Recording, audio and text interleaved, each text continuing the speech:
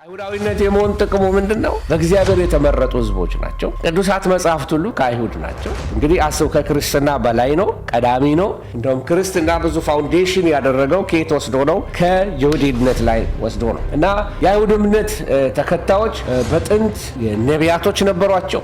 እግዚአብሔር መጀመሪያውን መገለጥ የሰጠው ህዝብ ቢኖር የአይሁድ ህዝብ ነው፣ ወይም ለአይሁዶች ነው። ለሙሴ ኢንስትራክሽን ሲሰጠው ለሙሴ በተለይ ለአብርሃም መጀመሪያ ቀድሞ የራሱን ሲገልጥ ትመለከታላችሁ። እና የአይሁድ እምነት በውስጡ በጣም ብዙ ህግ ያለበት ነው፣ ባህል ያለበት ነው፣ ወግ ያለበት ነው። ልክ ውስብስብ ልክ የኛ ጋራ በጣም ያመሳሰላቸው ነገሮች አሉ ከኛ ከኢትዮጵያኖች ጋራ። እንግዲህ አስብ፣ ከክርስትና በላይ ነው፣ ቀዳሚ ነው። እንደውም ክርስትና ብዙ ፋውንዴሽን ያደረገው ከየት ወስዶ ነው? ከይሁዲነት ላይ ወስዶ ነው። እና የአይሁድ እምነት ተከታዮች በጥንት ነቢያቶች ነበሯቸው። እግዚአብሔር መጀመሪያውን መገለጥ የሰጠው ህዝብ ቢኖር የአይሁድ ህዝብ ነው፣ ወይም ለአይሁዶች ነው። ለሙሴ ኢንስትራክሽን ሲሰጠው ሙሴ በተለይ ለአብርሃም መጀመሪያ ቀድሞ የራሱን ሲገልጥ ትመለከታላችሁ። እና የአይሁድ እምነት በውስጡ በጣም ብዙ ህግ ያለበት ነው፣ ባህል ያለበት ነው፣ ወግ ያለበት ነው። ልክ ውስብስብ ልክ የኛ ጋራ በጣም ያመሳሰላቸው ነገሮች አሉ ከኛ ከኢትዮጵያኖች ጋራ። ሰላም ለእናንተ ይሁን። የጌታ ጸጋና ሰላም ይብዛላችሁ። እንደምን አላችሁ? ጌታ እናመሰግናለን። ዛሬ ስለ ይሁዲነት እንማራለን፣ ወይንም ስለ አይሁድነት ይሁዲነት ስለ እሱን እንነጋገራለን። ዛሬ ስለ ይሁዲነት ሳስተምር ስለ ሃይማኖቱ፣ ስለ ወርልድ ሪሊጅን፣ ስለ ዓለም ሃይማኖት እያስተማርኩ ስላለ ይሁዲነት ምንድን ነው የሚለውን ነገር መናገር ስላለብኝ ነው። እና ዛሬ እንግዲህ ከምንመለከተው አንዱ እንግዲህ እንዳልኳችሁ ስለ ይሁዲነት እየተነጋገርን ነው። ምንድን ነው የሚለውን ነገር እንመለከታለን። ሚሽን 3:16 አንዱ እምነታችን በወንጌል እናምናለን። ይሁዲነት፣ አይሁዳዊነት፣ እስራኤላዊነት ምንድን ነው የሚለውን ጥያቄ መጽሐፍ ቅዱስም ይጠይቃል። ከዓለም ሃይማኖቶች አንዱ ይሁዲነት ነው። ይሁዲነት በጣም በተለይ በዓለም ላይ አለ ከሚባለው ከክርስትና ከእስልምና ጋር አብሮ ተሰልፎ ያለ ይሄንን ነው። እንግዲህ የአይሁዳዊ ብልጫው ምንድን ነው? ወይስ የመገረዝ ጥቅሙ ምንድን ነው? በሁሉ ነገር ብዙ ነው። አስቀድሞ የእግዚአብሔር ቃላት አደራ ተሰጧቸው። ታዲያ ምንድን ነው ይላል። እሺ፣ እና እንግዲህ አይሁዳዊ ብልጫ ምንድን ነው? ወይስ የመገረዝ ጥቅሙ ምንድን ነው? በሁሉ ነገር ብዙ ነው።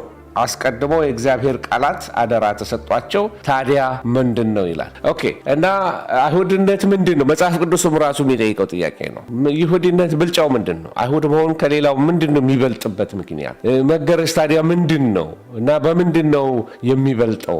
ይሄንን ይሏቸዋል። እና አስቀድሞ ይላል ስለ አይሁዶች ሲናገር፣ አስቀድሞ የእግዚአብሔር ቃላት አደራ ተሰጧቸው። አይሁድነት የመሆን ክብሩ አንዱ ምንድን ነው? የእግዚአብሔር ቃል ባለአደራዎች ናቸው አይሁዳዊ መሆን።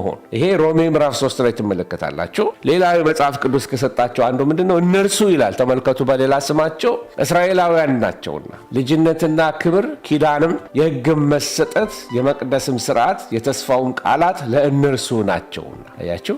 ስለዚህ እነሱ እስራኤላውያን ናቸው። ልጅነትና ክብር፣ ኪዳንም፣ የሕግም መሰጠት፣ የመቅደስም ስርዓት፣ የተስፋውም ቃላት ለእነርሱ ናቸውና። እነዚህ አይሁዳውያን ምንድናቸው?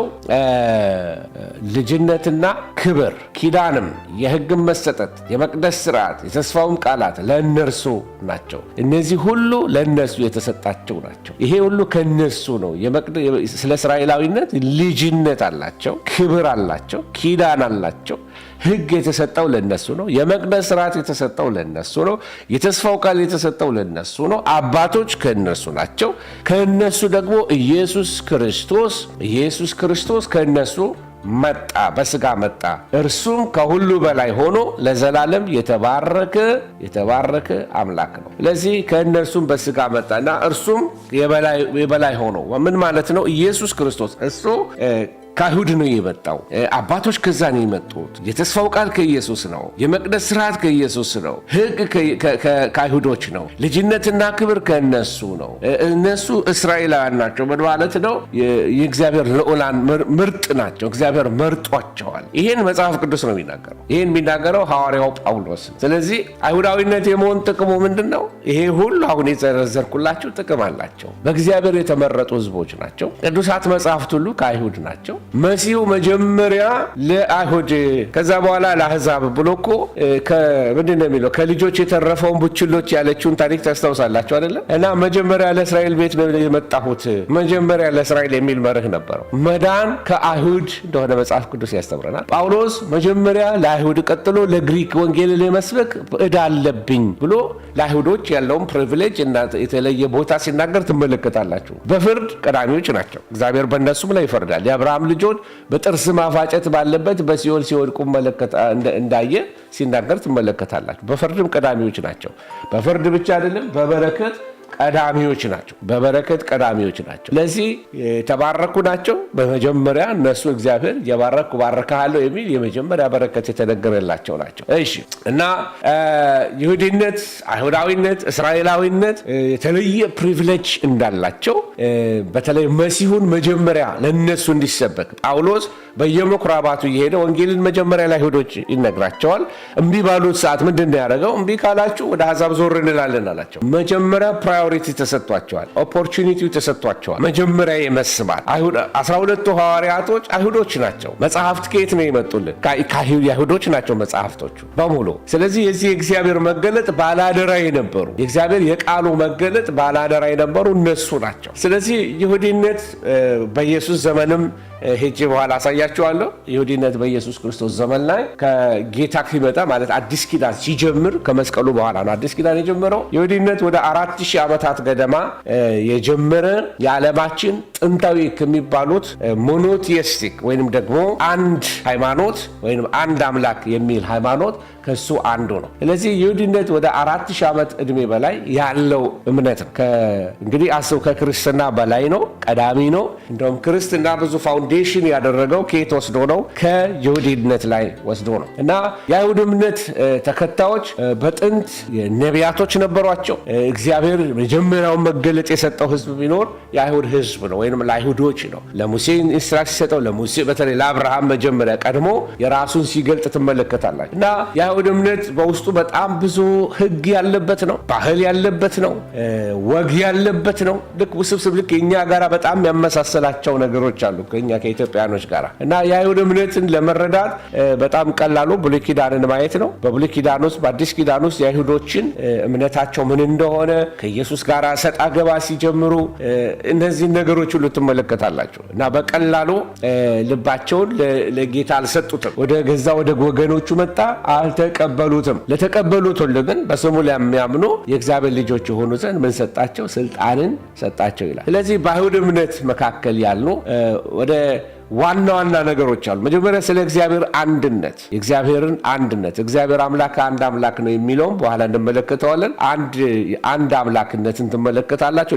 ለእምነታቸው ምሰሶ የሚያደርጉት አንዱ ይሄንን ነው፣ የእግዚአብሔር አንድነት። እንደገናም ደግሞ የእግዚአብሔር ማንነት ባህሪውን አትሪቢዩትስ ኦፍ ጋድ የእግዚአብሔር የባህሪው ማንነት። እንደገና ደግሞ ስለ ኮቨነንት ስለ ቃል ኪዳን ይህንን ትመለከታላችሁ። እና በእግዚአብሔርና በሕዝቡ መካከል የተደረጉትን እነዚህን ኮቨነንቶች ወደ 7 የሚሆኑ ኮቨነንቶች ትመለከታላችሁ።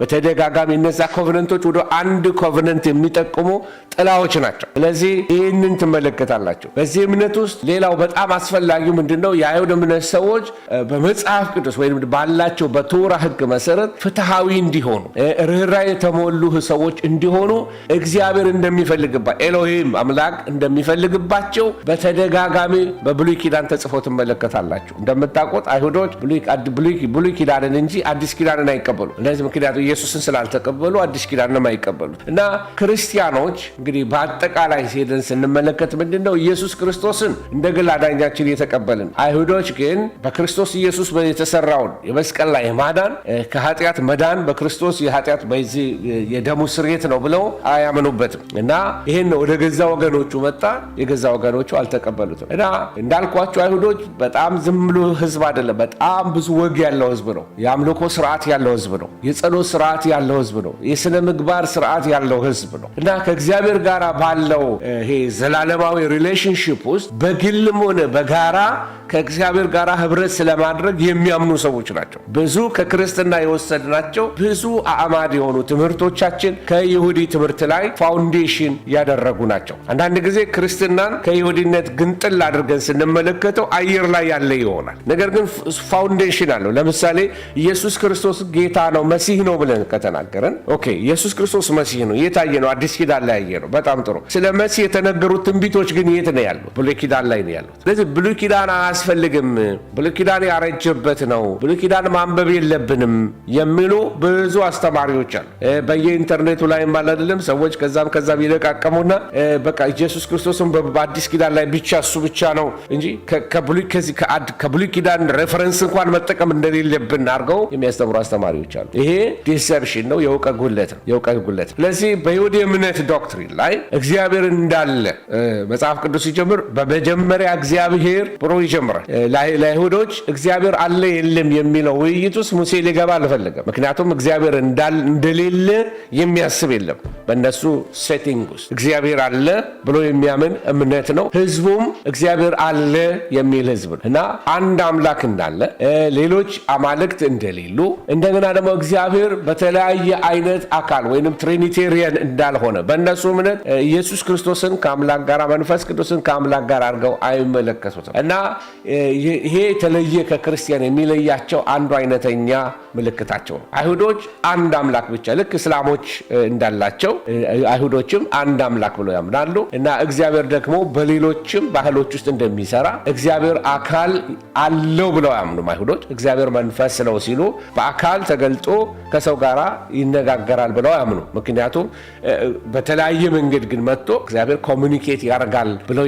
ያምናሉ እና እግዚአብሔር ዓለምን ያለማንም ረዳት እንደፈጠረ በመጽሐፋቸው የጻፉልን አይሁዶች ናቸው በእምነታቸው ልክ በሙስሊሞች ጋር እንዳለ በእነሱም ጋር የሚባል ነገር አለ ታስታውስ እንደሆነ ባለፈው ስንነጋገር እስላሞች አላህ ኢላላህ እያሉ እንደሚናገሩ ያን ቃል በጣም ደጋግመውት ሁሌ እንደሚደጋግሙትና በጣም የእምነታቸው ሴንተር አድርገው እንደሚያሳዩት በአይሁዶችም ዘንድ ይሄ ቃል አላቸው ምን ይላል ሽማ የእስራኤል አዶናይ ኤሎሄኑ አዶናይ ኤሃድ ምን ማለት ነው እስራኤል ሆይ ስማኝ አምላክህ እግዚአብሔር አንድ አምላክ ነው ይሄ ዘዳግም ምዕራፍ 6 ቁጥር 49 ላይ ያለ ቃል እና ቁጥር 4 ላይ ይቅርታ እና ሽማ እስራኤል አዶናይ ኤሎሄኑ አዶናይ ኤሃድ እስራኤል ሆይ ስማ እግዚአብሔር አምላክህ አንድ አምላክ ነው የሚለው እምነት በየጊዜው እነሱም ዲክሌር የሚያደርጉት የሚያውጁት የእምነት ቃላቸው ነው እሺ ሌላው በዚህ በአይሁዶች ዘንድ ምናልባት ባለባበሳቸው አደራረጋቸው ሁሉ ለየት ያለ ይመስለናል እና አንዳንዱን ነገር ምናልባት ጥያቄ ካላችሁ እሱን ላሳያችሁ ፈልጋለሁ ታሊት የሚል ነገር ትመለከታላችሁ ታሊትና ተፍሊን የሚባል ነገር አለ ታሊት ይሄ ከላይ የምትመለከቱት እንደ ነጠላ ትመለከታላችሁ እና ነጠላ ይለብሳሉ ጫፉ ላይ ደግሞ የተቋጨ ነገር ነው ስለ ህግጋቱ የሚያሳይባቸው ስለ እያንዳንዱ ወደ 613 ህጎች አሏቸው እነዛ ነገሮች ሁሉ ተቆጥረው የሚሰራ ነው በእጃቸው ላይ ደግሞ የሚጠመጥሙት የጸሎት መጽሐፍ ሲይዙ ይሄ ተፍሊን ይባላል እና ስለሱ ትርጉም ትንሽ ቆይቼ ያሳያችኋለሁ በዚሁ ጊዜ ስለ አይሁዶች ስትመለከቱ ተመልከቱ ሲጸልዩ እጁ ላይ ያለውን ተመልከቱ ሲጸልዩ ፎከስ ለማድረግ በግንባሩ መካከል ህጉ ነው በግንባራቸው መካከል የምትመለከቱት እነዚህ አይነት አለባበስ ለብሰው ብታያቸው ደግሞ ዳጤዎች ይባላሉ ዳጤዎች ማለት እነዚህ በጣም አልትራ ኦርቶዶክስ ወይንም ደግሞ ኮንሰርቫቲቭ የሆኑ የአይሁድ አክራሪ አማኞች ማለት ነው እና ይሄ ግንቡ የምታዩት ደግሞ የዌስተርን ዎል የሚሉት የምዕራቡ ግንብ ተብሎ የሚጠራው ሰለሞን ከሰራው ቤተ መቅደስ ውስጥ ከፍርስራሽ ውስጥ የተገኘ ብቻውን ቆመው የምታገኙት ይሄ ድንጋይ ነው አንዳንዱ ድንጋይ በጣም ትልቅነቱ ይሄ ነው አይባልም እንዴት ጎትተው እዚህ ጋር እንዳመጡት ራሱ በጣም ምስጢራዊ ነው በጣም ትልቅ ነው በትልቅ ክሬን እንኳን መጎተት የማይቻሉ ድንጋዮች እዚህ ቦታ ላይ ይገኛሉ በተለይ ፋውንዴሽኑ ላይ ያለውን ስትመለከቱ ማለት ነው እና በዚህ አካባቢ በዓላቶች ሲኖራቸው እንደዚህ ለብሰው አይሁዶች ልክኛ ነጠላ በኦርቶዶክስ ቤተክርስቲያን እንደሚለበስ ልክ እንደዛ ነጠላ ለብሰው ወይንም ደግሞ ይሄን ታሊት የሚባለው ልብሳቸውን ለብሰው እየሰገዱ በዚህ ግንብ ጋር ይጸልያሉ እዚህ ግንብ ጋር ምንድነው ያለው መጽሐፍ እንደሚናገረው በስሜ የተጠሩት ህዝቤ ሰውነታቸውን አዋርደው ቢጸልዩ በዚህ ስፍራ እኔ ከሰማይ ሆኜ እሰማለሁ ስላለ ስለዚህ እግዚአብሔር ምን ያደርጋል ማለት ነው? ከሰማይ ሆነው እንዲሰማ ያደርገዋል ብሎ ስለሚያምኑ እዚህ ቦታ ላይ ከየትም ቦታ መጥተው ይጸልያሉ። ስለዚህ እዚህ ቦታ ላይ ሄደው ከየቦታው ላይ ከየአገሩ ቱሪስቶችም ሄደው አይሁዶችም እዚህ ቦታ ላይ መጥተው ይጸልያሉ። ወረቀት ጽፈው ያስገባሉ እና ልክ በሀገራችን ስለት እንደሚደረግ እዚህ ቦታ ላይ ሄደው ስለት ያስገባሉ እና ዌስተርን ዎል ይባላል። እግዚአብሔር እዚህ ቦታ ላይ ተጸለየን ጸሎት ይሰማል ብሎ ስለሚያምኑ ነው። እሺ ይሄ እነዚህ ደግሞ እንዳልኳቸው ቅድም ያልኳቸው አልትራ ኦርቶዶክስ አይሁዶች ናቸው። በጣም ኮንሰርቫቲቮች ናቸው። ሕግን በመጠበቅ ያምናሉ። ሞደርን ዴይ ፈሪሳውያን ልትሏቸው ትችላላችሁ። ዘመናዊ ፈሪሳውያን ልትሏቸው ትችላላችሁ። በጣም አክራሪዎች ናቸው። ቅድም ያልኳችሁን ስላለባበሳቸው አንድ እንትን ላሳያችሁና ስለሱ የመጀመሪያው ነገር በምኩራባት አሏቸው።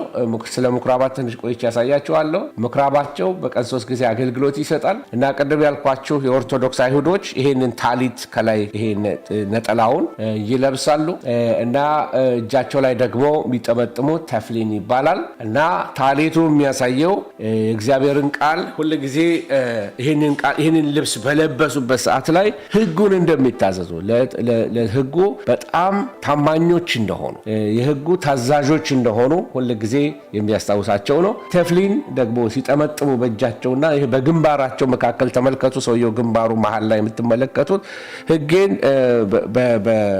በግንባር በአይን መካከል አስቀምጥ ስለሚል እነሱ ሊትራል ነው የሚወስዱት። ኢንተርፕሬቴሽናቸው ሊትራል ነው። ይሄ ማለት ሁልጊዜ አስታውሰው፣ ሁሌ በግንባር መካከል ይሁን፣ ሁሌ የምታየው ነገር፣ ሁሌ የምታስበው ነገር ይሁን ለማለት ነው እና በእግዚአብሔር ላይ ትኩረት እንዲኖራቸው የሚያሳይ ነው እና ጌታ ይመስገን እና ወደ ዋናው ታሪክ ልሄድና እንግዲህ እንደዚህ አይነት አለባበስ አድርገው በእግዚአብሔር ፊት በጣም ለ4000 ዓመት በላይ በእግዚአብሔር ፊት የሚያመልኩ በእግዚአብሔር የሚያምኑ ህዝቦች ናቸው። የተለየ ኪዳን ያላቸው ህዝቦች ናቸው። ይህም ብያቸዋል። የኪዳናቸው መስራች የሆነው አብርሃም ነው። የእምነት አባታቸው አብርሃም ነው። የሚሸኙበት የራሳቸው መንገድ አላቸው። መጽሐፍ ቅዱስ ሲያስተምር ምን ይላል? በዕብራይስጥ ዛኮር ኤት ዮም ሀሻባት ለከደሾ ምን ማለት ነው? የሰንበትን ቀን አስበው። ዛኮር የሚል ቃል ታያላችሁ። እንደገና ሻሞር የሚል ቃል ታያላችሁ። ሻሞር ኤት ዮም ሀሻባት ለካዶሽ ትክክለኛውን ፕሮናውንሴሽን ስለማላውቀው ትጠብቃት ዘንድ እንደገና ደግሞ ታስታውሳት ዘንድ የሰንበትን ቀን ትቀድሰው ዘንድ አስብ። ቀድሰው አስበው። ሁለት ነገር ዛኮር አርገው ሻሞር አርገው። ከዚህ በፊት ይጠብቅህ የሚል ቃል በዕብራይስጥ ስናገር ሻሚር የሚል ቃል ተጠቅሜ ያለሁኝ። ዛኮር ሻሞር ሩቱ ከዛ የመጣ ቃል ነው። ስለዚህ የሰንበትን ቀን ምን አርገው? ፕሮቴክት አድርገው፣ ዲፋይል እንዳታደርገው። በሰንበት የሚደረጉ ነገሮች አሉ። እነሱ ምን እንደሆነ አሳያችኋለሁ። እና በሰንበት ቀን ግን ሰንበት ሲገባ የሚያደርጉት ወይም ፀሐይ ሰንበት ከመግባቱ ጥቂት ደቂቃዎች ቀድመው የሚያደርጉት ሻማ ያበራሉ። ሰንበት ከገባ በኋላ እሳት መጫር ክልክል ስለሆነ በፍጹም እሳት አይጭሩም፣ መብራት አያበሩም፣ ስቶቭ አያበሩም፣ ኤሌቬተር አይጠቀሙም። ራሳቸው በጣም ብዙ ስርዓቶች አላቸው እና በሰንበት ሻማ ያበራሉ እና ከዛ በኋላ የሚጸለይ ጸሎት አለ። ይሄ ኪዱሽ የሚሉ ጸሎት አላቸው። ያንን ጸሎት ይጸልያሉ። ሻማውን ሲያበሩ ብዙ ጊዜ የሚያበሩት እናቶች ወይ ሴቶች ልጆች ናቸው የሚያበሩት እና ፊታቸውን ይሸፍሩና ጸሎት ያደርጋሉ እና በዛ ዕለት የሚደረጉ የተለያየ ስርዓቶች አሉ። በጣም የሚወደድም ስርዓቶች አሏቸው። ለትምህርት የሚሆኑን ማለት ነው። እኛ ቀጥታ የነሱን ስርዓት ወስደን እኛም እንደ አይሁዶች አይደለም 40 መተን ሻማ አብርተን እንዳለ ስርዓቱን እንጠብቅ የሚል አስተምሮ አይደለም እያስተማርኩት ያለው አጥርተን እንድንሰማ እና ምን ልላችሁ ፈልጌ ነው። ጸሎትን ይጸልያሉ። ፊታቸውን ይሸፍኑና የሚጸልዩ ጸሎት አላቸው። ያ ብቻ አይደለም። በሰንበት ቀን አብረው የሚሆኑ የተለያየ አክቲቪቲዎች አሏቸው። ለምሳሌ አንዱ አባትየው ሲገባ ከሲናጎግ ወይንም ከምኩራብ ሲገባ ልጆቹን የሚባርክበት በረከት አላቸው በሰንበት ቀን እና ወንዱ ልጅ ላይ እጁን ይጭንና እግዚአብሔር እንደ ኤፍሬምና እንደ ምናሴ ያድርግህ ብሎ ይባርከዋል። ለሴቷ ልጅ ደግሞ እግዚአብሔር እንደ ሊያና እንደ ርብቃ እንደ ሳራ ያድርግሽ ብሎ ይባርካቸዋል። ሁለቱንም አንድ ላይ ይይዝና ደግሞ እግዚአብሔር ይባርካችሁ፣ ይጠብቃችሁ፣ ይራራላችሁ፣ እግዚአብሔር ፊቱን ወደ እናንተ ያንሳ፣ ሰላምንም ይስጣችሁ የሚለውን አሮኒክ ወይንም ደግሞ አሮናዊ በረከትን በልጆቹ ላይ አባትየው ይባርካል። ስለዚህ ወንዱ ልጅም ሴት ልጅም ቤተሰብ ሁሉ ይባረካል ማለት ነው። የአባት በቤተሰቡ ውስጥ እንደ ካህን ነው። ስለዚህ በጣም ጥሩ ልማድ አላቸው። በየሰንበቱ ልጆቻቸው ይባርካሉ እና በሰንበት ደግሞ የሚያደርጉት የተለያየ አክቲቪቲዎች አላቸው። የሰንበት ዝማሬ አላቸው። ሰንበት ሲገባ የሚዘምሩበት እነሱ መዝሙረ ዳዊት ለእኔና ለእናንተ ንባብ ነው የምንወርደው። ለእነሱ ግን ግጥማዊ ነው። በአማርኛ ስለሆነ ነው አንዳንዱ ቤት የማይመታው እንጂ ለአይሁዶች ሲያነቡት በራሳቸው ቋንቋ ቤት የሚመታ ነው። መዝሙረ ዳዊት ግጥም ነው። አይሁዶች ተነስተን እንዘምር ቢሉ መዝሙረ ዳዊትን የሚያስተካክሉት ግጥም የለም፣ እንዳለ የተጻፈ ግጥም ነው። ስለዚህ ግጥሙ ቤት ይመታላቸዋል በእነሱ ቋንቋ፣ በአማርኛ ግን ላይመታ ይችላል። እና የሰንበት ዝማሬ ያላቸው እና ለምሳሌ ከመዝሙር 31 ላይ አባወራው ከሰንበት ከሲናጎግ ሲመለስ የሚመልሰው መዝሙር አለ። ኤሼት ቻይን ይባላል ዝማሬው። ከምሳሌ 31 ላይ ወስዶ የሚዘመር መዝሙር እንዳለ ምሳሌ 31 የሚዘምረው ነው። እና በአይሁድ እምነት በጣም የእግዚአብሔር ክብር በተለይ በዚህ በሰንበት ጠረጴዛቸው ላይ እግዚአብሔር ይሄ ቅዝዝ ያለ ዲፕሬስ የሆነ የፈዘዘ ሐዘንተኛ የሆነ በዛ መንፈስ ሲሆኑ እንደ አይሁዶች አባባል የእግዚአብሔር ክብር የእግዚአብሔር መገኘት በእነሱ ላይ ስለሚሆን በጠረጴዛው ዙሪያ እንደዚህ በዛ መንፈስ መሆን የለባቸውም። ይሄ ቅዝዝ ያለ ሐዘንተኛ የሆነ ዲፕሬስ የሆነ ስፒሪት አይፈልግም እግዚአብሔር። ስለዚህ እግዚአብሔር በደስታና በሐሴት ላይ ባለ መንፈስ እንዲቀመጡና አብረው እንዲበሉ እንደሚፈልግ ያምናሉ። እና ይሄ የነሱ ትራዲሽን ነው። በእነሱ ትራዲሽን ኤቭሪ ሰንበት ላይ ሲገኙ ቺርፉል ናቸው። አባትየው በተለይ በቤቱ ላይ ያለው ሙድ ልጆቹ ጋር የጭቅጭቅ ጊዜ አይደለም፣ ከልጆቹ ጋር አብረው የሚበሉበት ነው። በነገራችን ላይ አይሁዶች በጣም ብዙ ይወልዳሉ። አሜሪካን ሀገር በጣም ብዙ ወላጆች ከሚታወቁት አንዱ እነሱ ናቸው። በተለይ ሪሊጂየስ የሆኑት አይሁዶቹ በጣም ይወልዳሉ፣ ቶሎ ያገባሉ። ልጅ መውለድ በጣም እንደ ቡራኬ ነው። አለመውለድ ልክ እኛ ጋር እንዳለው አይነት አስተሳሰብ አላቸው። ስለዚህ ልጆች ይወልዳሉ። ከሚገርመኝ ከነዚህ ከአልትራ ኦርቶዶክስ አይሁዶች ውስጥ አንዱ እምነታቸው አካባቢያቸው ላይ እንኳን የሴል ታወር አያረጉም፣ ሴልፎን አይጠቀሙም፣ ቤታቸው ውስጥ ኢንተርኔት አያውቁም፣ ልጆቻቸው ቴሌቪዥን አያውቁም።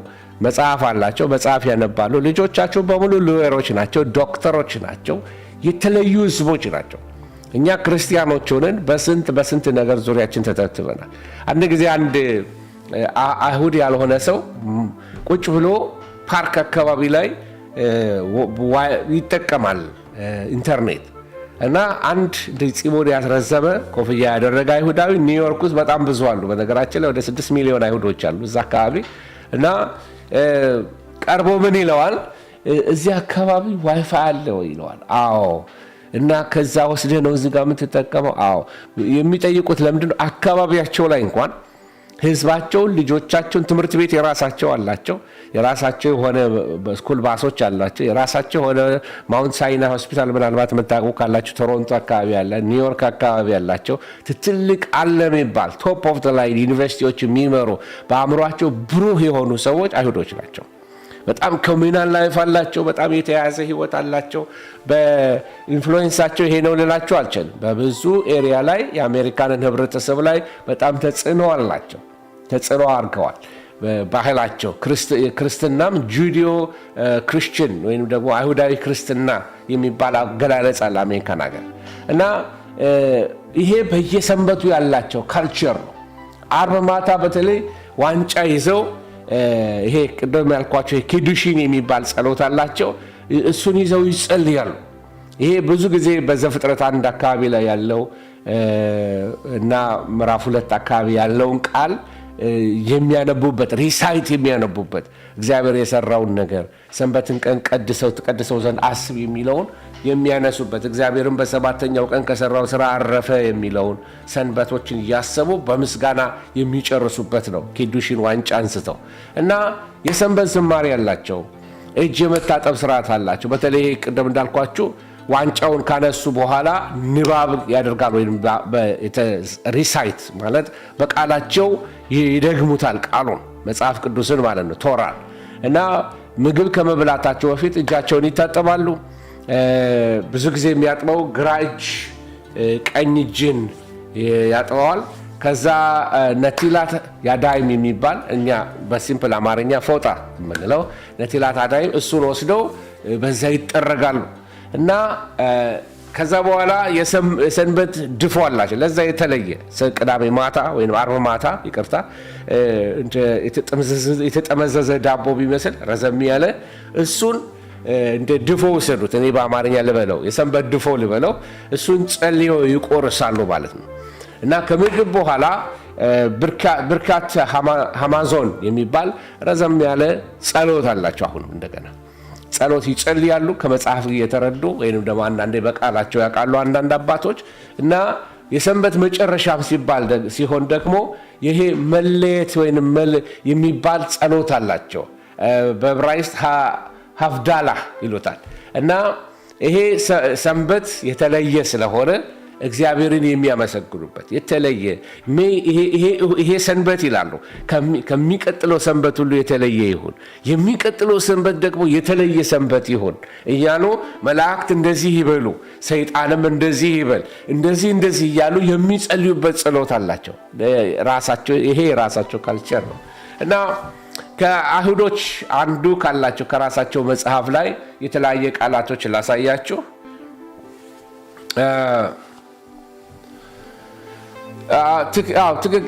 የሚመሳሰል ነገር አለው ግን ኮምፕሊትሊ የተለያየ ነው ከአሚሽ ኮሚኒቲ።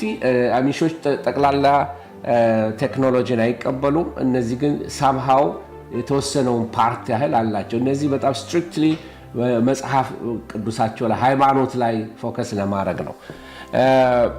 የሰባት የኖህ ህጎች አሉ። ኖህ ሃይድ ይሏቸዋል እና አቮዳህ ዛራ ይሄ ጣዖትን የሚከለክል ህግ ነው። ቢርካት ሐሼም የእግዚአብሔርን ስም መባረክ ወይንም ደግሞ እግዚአብሔርን ስም መሳደብ ክልክል እንደሆነ በተለይ በትንሽ በትልቁ የእግዚአብሔርን ስም እየጠሩ አለ አይደለም። እዚያው በእንግሊዘኛ እንደተባለ ኦ ማይ ጋድ የሚባል አባባል አለ አይደለም። እንደዛ አይነት እንደገናም ደግሞ አለ ሲቆጡ የሚናገሩት ቃላቶች አሉ በእንግሊዘኛ ላይ እዚህ ላይ ልለው አልፈልግም እና የእግዚአብሔር ስም ያለበት የእግዚአብሔር ስም በከንቱ የመጥራት ቃላቶች አለ። እሱን አይጠቀሙም። ቢርካት ሐሼም ማለት ስሙን ማለት ሐሼም ማለት ስም ማለት ነው። ቢርካት ማለት መባረክ ማለት ነው። ስለዚህ ቢርካት ሐሼም የእግዚአብሔርን ስም መሳደብ ክልክል ነው፣ እግዚአብሔርን ስም መባረክ ነው እንጂ።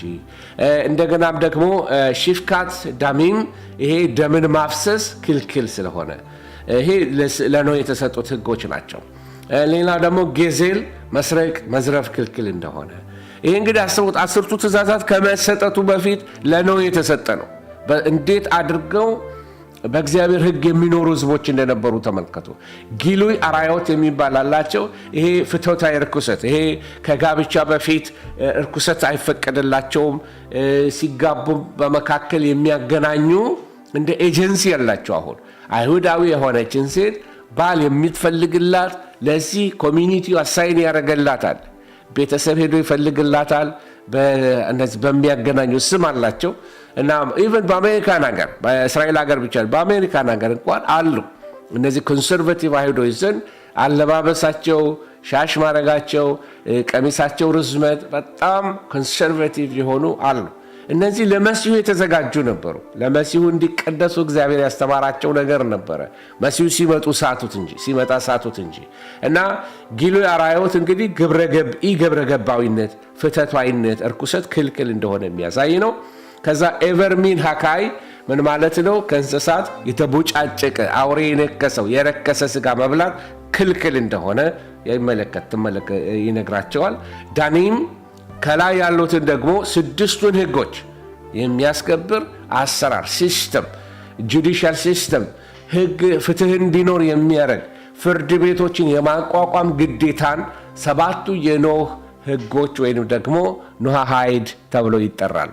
ይሄ በአይሁዶች ዘንድ ከህግ ከመሰጠቱ በፊት የነበረ ነው እና በሻባት ቀን የተከለከሉ ወደ 39 የሥራ አይነቶች ነበሩ፣ ወይንም ካታጎሪዎች ናቸው። በጣም ብዙ ስራዎች ናቸው እና በኋላ አሳያቸዋለሁ ቻርቱ ላይ የተከለከሉ ያልተከለከሉ የሥራ አይነቶች አሏቸው።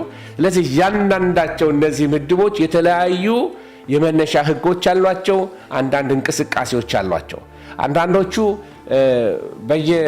በሻባት ህጎች ውስጥ ተከተዋል እና እነዚህ ሜላኮት ይባላሉ። ሜላኮት በኋላ አሳያቸዋለሁ ምን እንደሆኑ እና በአጠቃላይ በ6 ዋና ዋና ክፍሎች ይከፋፍሏቸውና በዚህ በቤተ መቅደሱ ስርዓት ውስጥ ሁሉ ጋር የተያያዘ ነገር አላቸው እና ስለነሱ ስንነጋገር እንግዲህ ሻባትን ቅድም አንስቼላችኋለሁ። ሻባት ለምሳሌ ከባቢሎን ምርኮ ዘመን በፊት ባላደለም ህጎን በትክክል ስላላከበሩ ሰንበትን ስላልጠበቁ 70 ዓመት ምርኮ አሳልፈው ስለተሰጡ 490 ዓመት ያህል ሰንበት ስላልጠበቁ የ70 ዓመቷን እግዚአብሔር ሰብስቦ ባቢሎን እንደላካቸው ከባቢሎን ሲመለሱ ደግሞ በጣም ሰንበት አክባሪዎች ሆነው ነው የወጡት። ሰንበት አክባሪዎች ሆነው ነው የመጡት እና የሰንበት ስራ በተለይ በአንቲዮኮስ ኤጲፋነስ ማለት መቅደሱን ያረከሰው ሰው ነው ይሄ እና በሱ ላይ አመጽ አስነስተው ነበር እና የዛን ጊዜ አንዱ የሰንበት ስራ አክቲቪቲ በዛ ዘመን ላይ በጣም ይነገር ነበረ። ከዚያ ተነስተው እንግዲህ ለእስላሞችም አባታችን አብርሃም ነው የሚሉ፣ ክርስትናም አባታችን አብርሃም ይለዋል በገላትያ መጽሐፍ ላይ እና እግዚአብሔር በመጀመሪያ ራሱን የገለጠው ለአብርሃም ነው።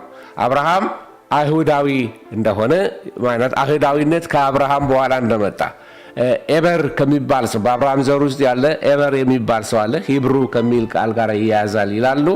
አመጣጡ እንዴት ሂብሩ የሚለው ቃል እንዴት እንደመጣ እርግጠኛ የሆኑበት ነገር የላቸውም እና አይሁድ ወይም ደግሞ ሂብሩስ ወይም አይሁዶች ከእግዚአብሔር ከአብርሃም ጋር በተለየ መንገድ የገባው ኪዳን ነበረ። ታስታውስ እንደሆነ በይስሐቅ ምክንያት ይስሐቅን በሰዋበት ሰዓት ላይ በራሴ ማልኩ ይላል እግዚአብሔር አለ። እግዚአብሔር በራሴ ማልኩ በቃ አብርሃምን ልባርከዋል። ስለዚህ እየባረኩ ባርካለሁ፣ ለበረከት አደርግሃለሁ፣ ራስ አደርግሃለሁ፣ ጅራት አትሆንም፣ የሚባርኩ ይባርካሉ፣ የሚረግሙ ይረገማሉ የሚለውን ቃል የበረከትን ቃል እግዚአብሔር ለአብርሃም የገባለት ከአብርሃም ጋር በኪዳን ስለተያያዘ ነው።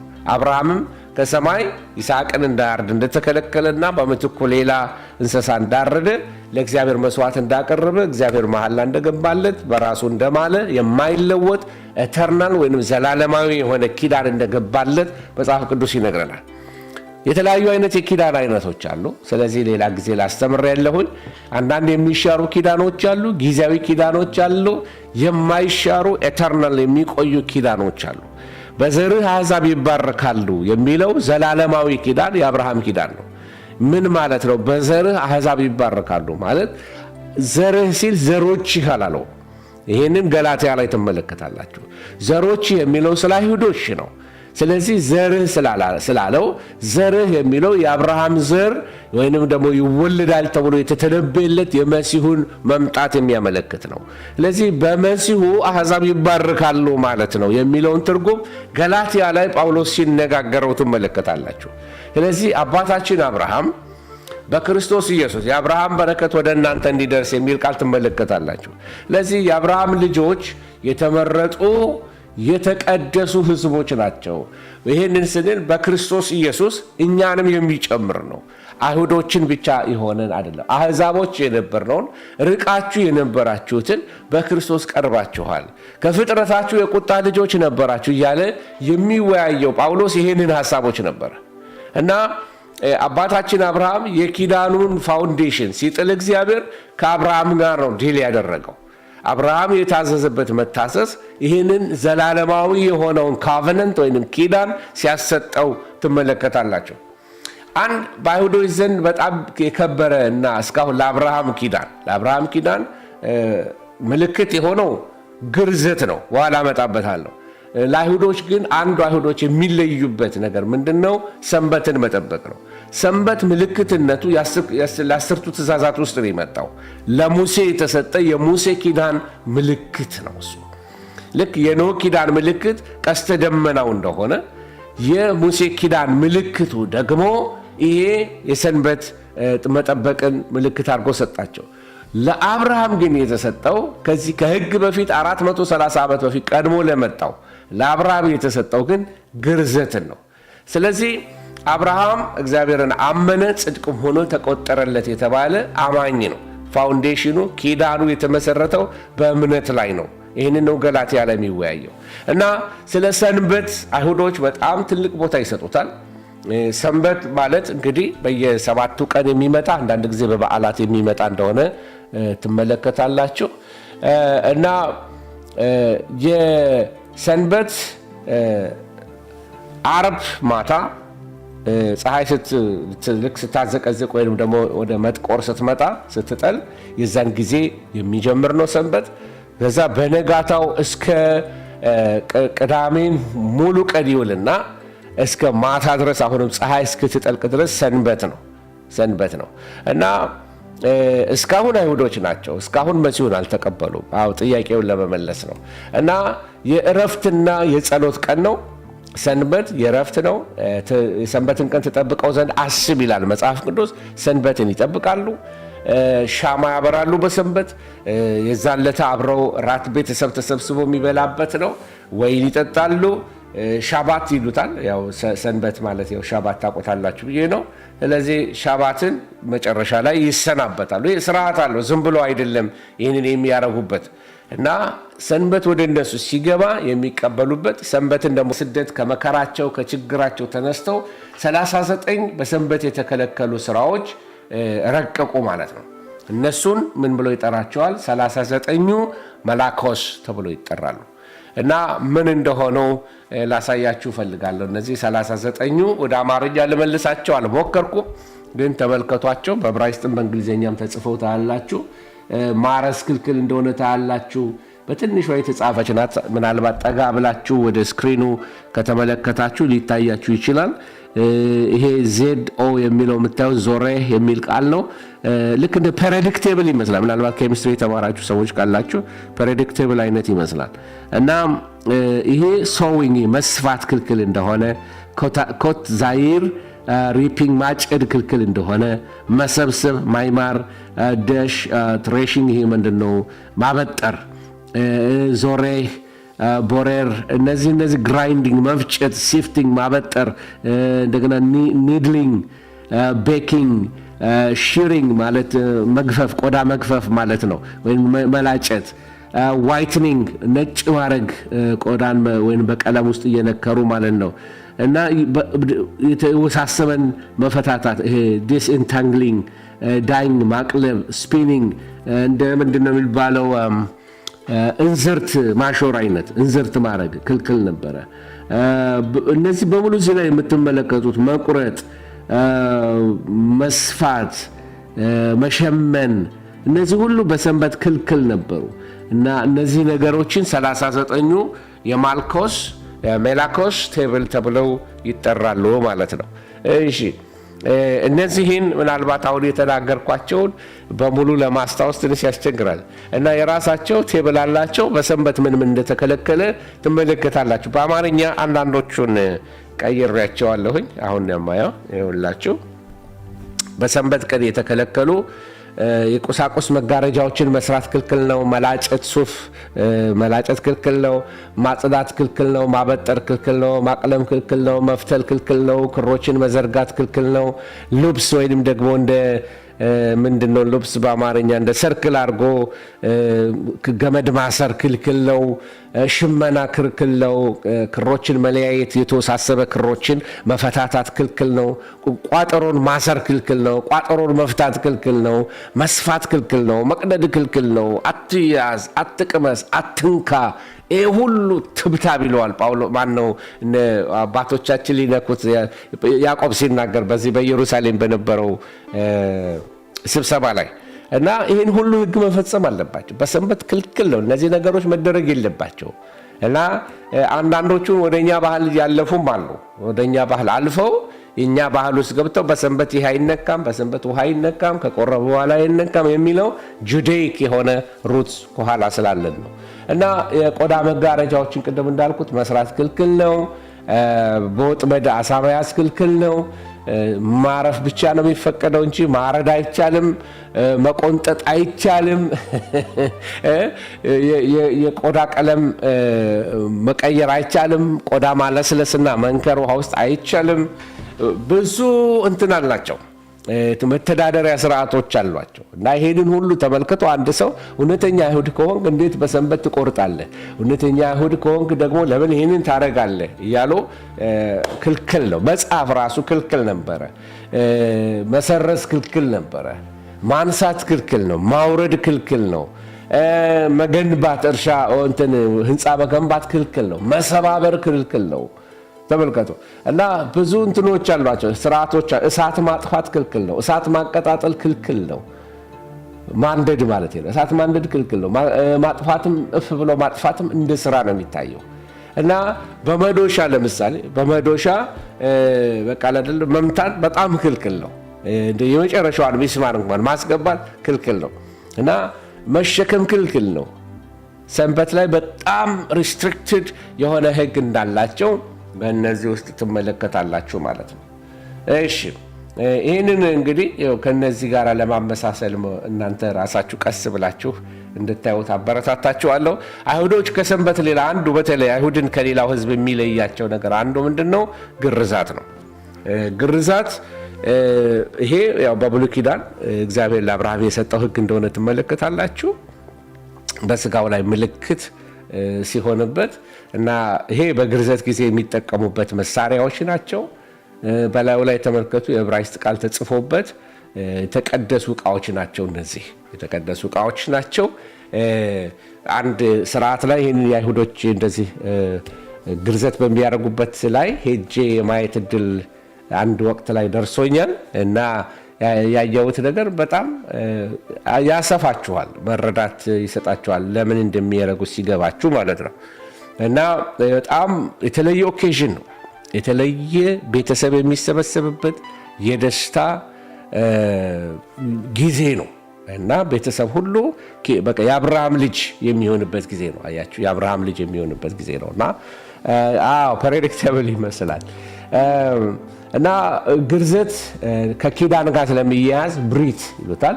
ብሪት አንዱ የኪዳን ወይም ካቨነንት ከሚለው ጋራ ሄሴድ ከሚለው ጋራ የሚያያዝ ነገር አለው።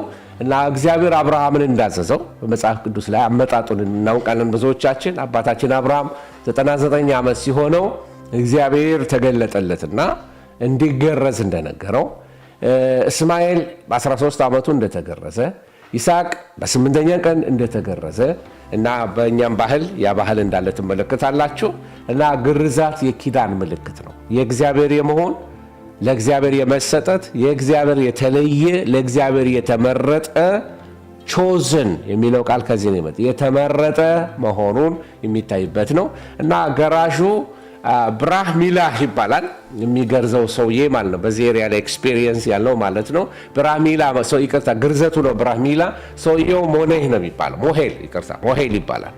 እና ሞሄሎ ገራዥ ነው። ደሃን አልገርዝም ቢል በአይሁድ ፍርድ ቤት ይጠየቃል። በአይሁድ በባህላቸው ይጠየቅበታል። ለምን? ያንን ደሃ ሰው የአብርሃም ልጅ የመሆን እድል ከልክሎታል። ገንዘብ ስለሌለው ግርዛት ከከለከለ ማለት ነው። በመጽሐፍ ቅዱስም ላይ ሴት ስትገረዝ አንመለከተም። መጽሐፍ ቅዱሳዊም አይደለም። በዚህም ዘመን ላይ እንዳለው አክቲቪስቶች እንደሚሉትም ሴት መገረዝ የለባትም። ቀድሞ መጽሐፍ ቅዱስ የሚያውቀው ነገር ነው። ወንዶች ብቻ ነው የሚገረዙት። እና ይሄ በጣም የግርዘት ነገር ለአይሁዶች በጣም ወሳኝ ነው። ብዙ ጊዜ ግርዘት ቀን 8ኛው ቀን ነው ይባላል። በ8ኛው 7ኛው ቀን ሰንበት አይደለም፣ ቅዳሜ 8ኛው ቀን እሁድ ይሆናል ማለት ነው። ከተሳሳትኩ አረሙኝ፣ ይቅርታ። 8ኛው ቀን ነው የሚሉት እነሱ። እና በዛ ቀን ኮሸር ነው ቀኑ፣ ለዚህ የተለየ ቀን ነው። ኢቨን ያ ቀን ሰርጀሪ የሚያደርጉበት ቀን ከሆነ እንኳን የተቀደሰ ቀን ነው እና ሰርጀሪ አያደርጉበትም። እና ግርዘት በሰንበት ጊዜ አንዳንድም ደግሞ በበዓላት ሰንበት ጊዜ ለምሳሌ ፋሲካ ሲሆን ሸባት ይሆናል፣ ሰንበት ይሆናል። ሳምንቱ ለምሳሌ ባለፈው ስንማር እንደነበረ ማጾት በሚያደርጉበት የማጻ በዓል ለሳምንት የሚቆዩበት ጊዜ ካለ የቂጣ በዓል ላይ ሸባት ነው። የሰንበት ረፍት አላቸው። በዛ ጊዜ መሆን ይችላል ማለት ነው። በጣም ፕራዮሪቲ የሚሰጠው እንደሆነ ትመለከታላችሁ። እና አንድ ባህል አላቸው አይሁዶች። የግርዘት ቀን በሚሆንበት ጊዜ ላይ ለኤልያስ ወንበር ይቀመጥለታል እና ኤልያስ በግርዛቱ ይገኛል ብለው ያምናል።